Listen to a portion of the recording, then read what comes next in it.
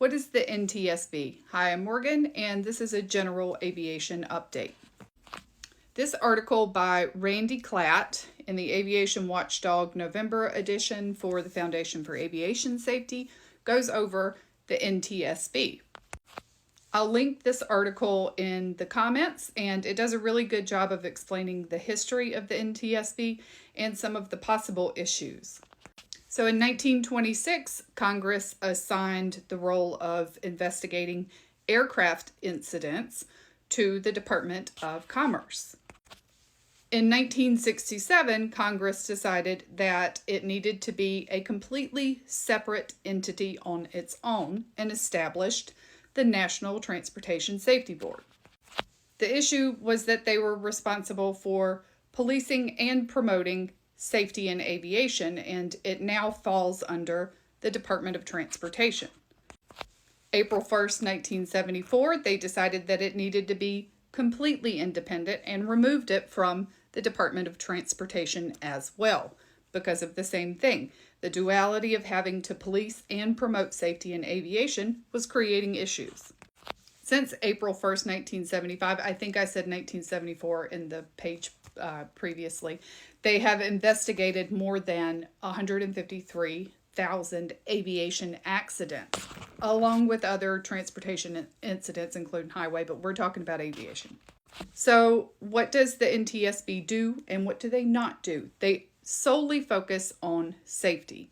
What they do not do is assign blame, fault, or determine criminal liability in aviation accidents. It is also completely separate from the FAA, the Federal Aviation Administration, which focuses on regulations and enforcement in aviation.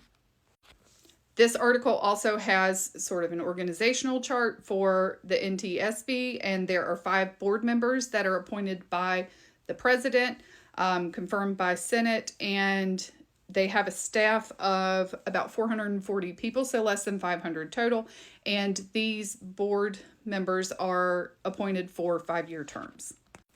They also have a relatively small budget compared to some of these other agencies. So Department of Defense, $849 billion, DOT, $108 billion, FAA, $24.8 billion, Highway Traffic Safety, $1.3 billion, and you'll see down here $150 million for the NTSB. So they have a very small budget comparatively. So some of the issues, there are staffing issues because there are less than 500 people to investigate all aviation accidents. And it's not just the accidents that we see on the news where they're big passenger jets. It is small aircraft as well.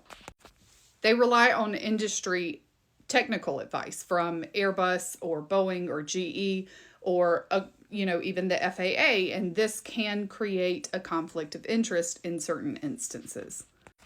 It also creates a little bit of overlap between the NTSB and the FAA, which should, in theory, operate independently, but at times that's not true.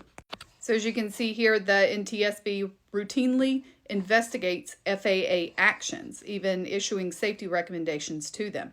At the same time, the FAA is routinely named a party to aviation investigations. So that's what I mean that by sometimes it's not always independent and there is overlap and a bit of conflict of interest. It's summed up well with this question: how practical is that when they might be investigating those who are part of the investigation? It also notes that the current system that operates now is vulnerable to influence from industry and political and media pressures as well.